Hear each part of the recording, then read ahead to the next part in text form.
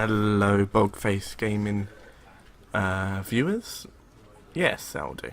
Welcome to the Stanley Parable. I feel like there should be more after that, but it's just the Stanley Parable. This came out 2 hours ago. Yeah, so I don't know anything about it. The demo does not reveal anything about it. So, the end is never the end, is never the end, is load end is never the end is. Sounds like Yoda. Ugh, just my fingers click. Ugh. That was nasty. Click to skip. This is the story of a man named Stanley. Stanley worked for a company in a big building where he was employee number 427. Employee number 427's job was simple. He sat at his desk in room 427 and he pushed buttons on a keyboard. Orders came to him through a monitor on his desk, telling him what buttons to push, how long to push them, and in what order. This is what employee 427 did every day of every month of every year. And although others might have considered it soul-rending, Stanley relished every moment that the orders came in, as though he had been made exactly for this job. And Stanley was happy. The end. And then one day, something very peculiar happened. Something that would forever change Stanley. Something he would never quite forget. He had been at his desk for nearly an hour when he realized that not one single order had arrived on the monitor for him to follow. No one had showed up to give him instructions, call a meeting, or even say hi. Never in all his years at the company had this happened. This complete isolation. Something was very clearly wrong. Shocked, frozen solid, Stanley found himself unable to move for the longest time. But as he came to his wits and regained his senses, he got up from his desk and stepped out of his office. Oh, I'm in charge now. I just quickly want to say, I got an achievement for quitting the game and then coming back. Yeah. Ooh. I left my office. All of his co-workers were gone. What could it Keyboard mean? is in the way. Stanley decided to go to the meeting room. Perhaps he had simply missed a memo. 1 second. Let's turn up mouse sensitivity because this is horrible. It's horrid. That's better. Probably going the wrong way now. When Stanley came to a set of 2 open doors, he entered the door on his left. No, I did not. This was not the correct way to the meeting room, and Stanley knew it perfectly well. Perhaps he wanted to stop by the employee lounge first, just to admire it. Yes, truly a room worth admiring. It had really been worth the detour after all, just to spend a few moments here in this immaculate, beautifully constructed room. Stanley simply stood here, drinking it all in.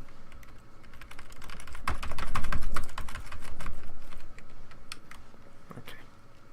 But eager to get back to business, Stanley took the first open door on his left. No, he did not. He went to the end.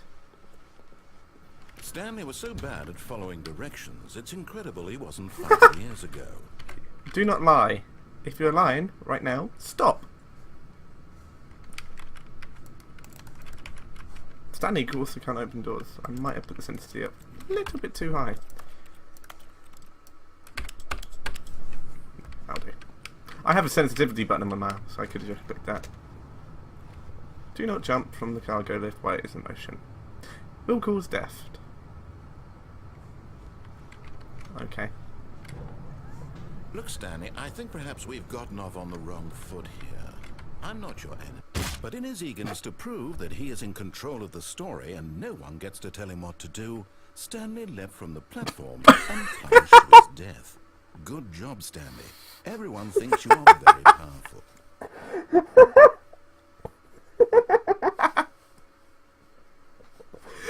Oh, there's nothing to really explain what's going on here. It's just doing it for me. All of his co-workers were gone. What could it mean? Stanley Okay, decided to go to the meeting room. Perhaps he had simply missed a let's memo. listen to what it says. Well, can I open one of these doors? No. When Stanley came to a set of 2 open doors, he entered the door on his left. Actually, let me just turn off captions. I thought it'd be good. Like, a good idea. But apparently not. Where are they? Audio. Let me be fully submerged. Where am I? Oh! Yet there was not a single person here either. Feeling a wave of disbelief, Stanley decided to go up to his boss's office, hoping he might find an answer there. Right. Ooh, what's the time? Right. Okay. So the time is 20 to 7. I should be at home now. Rest in peace, Franz. I should be at home. Monday. Definitely, that box is too small. Do not alter. Yeah. My day ended at 4. I don't know what I'm doing here. I'm a bit lost. Employee. Tomorrow. Complete today's unfinished agenda items. Right next.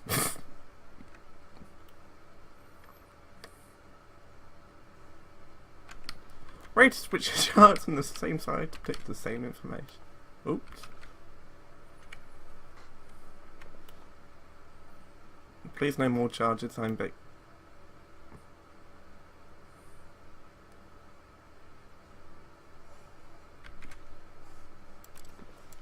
Okay, this game is... Oh, it changed. Why did we hire you? Yeah, I don't know. Broom closet. Stanley stepped into the broom closet, but there was nothing here, so he turned around and got back on track. The sign said let Chris out the broom closet. Coming to a staircase, Stanley walked upstairs to his boss's office. Nope.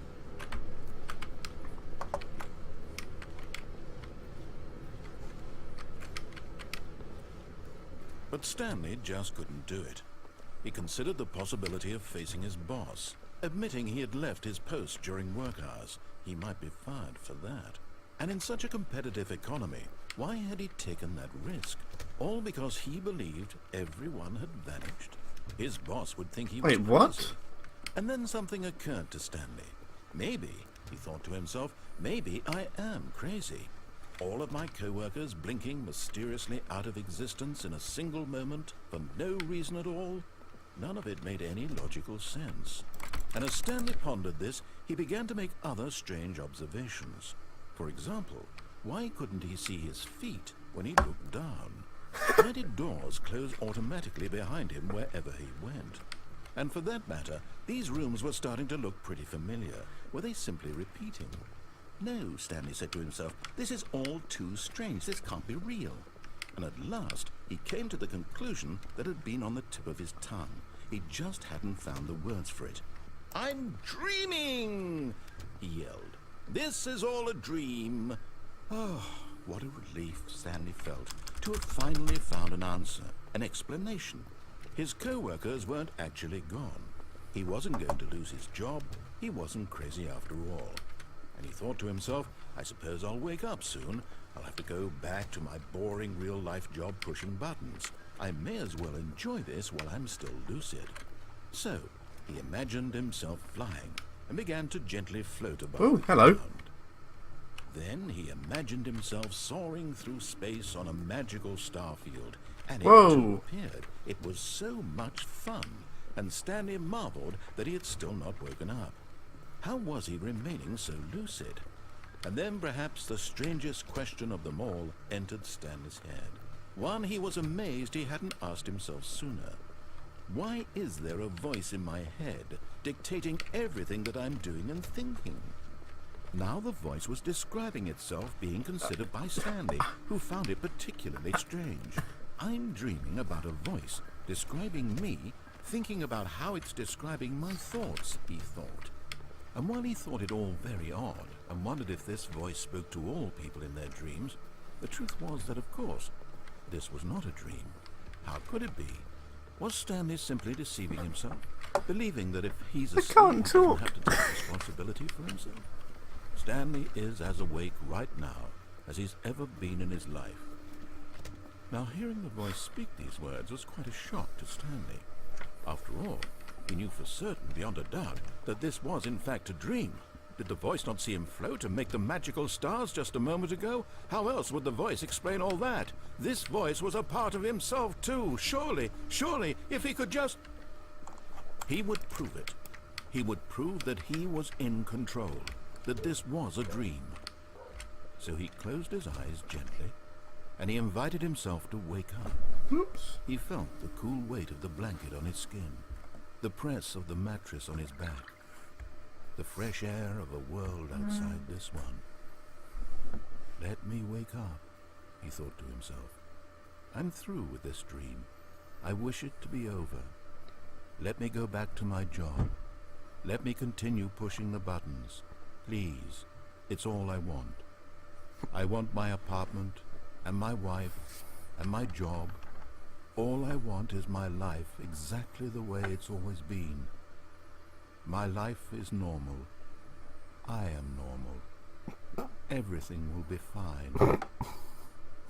I am okay. I got a chance to speak now.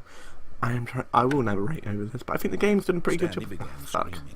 Please, someone, wake me up. My name is Stanley.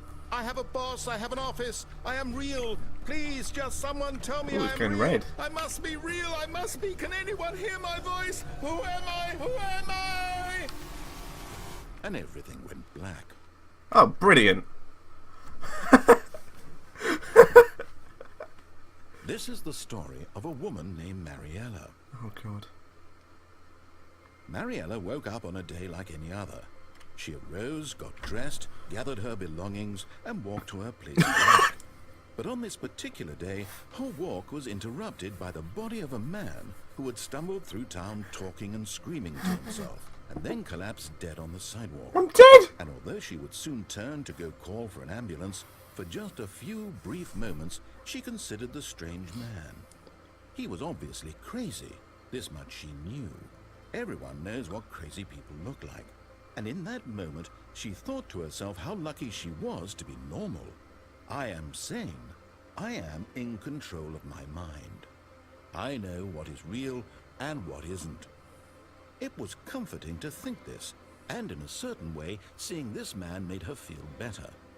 But then she remembered the meeting she had scheduled for that day, the very important people whose impressions of her would affect her career, and by extension, the rest of her life. She had no time for this, so it was only a moment that she stood there, staring down at the body. And then she turned and ran. So I'm dead.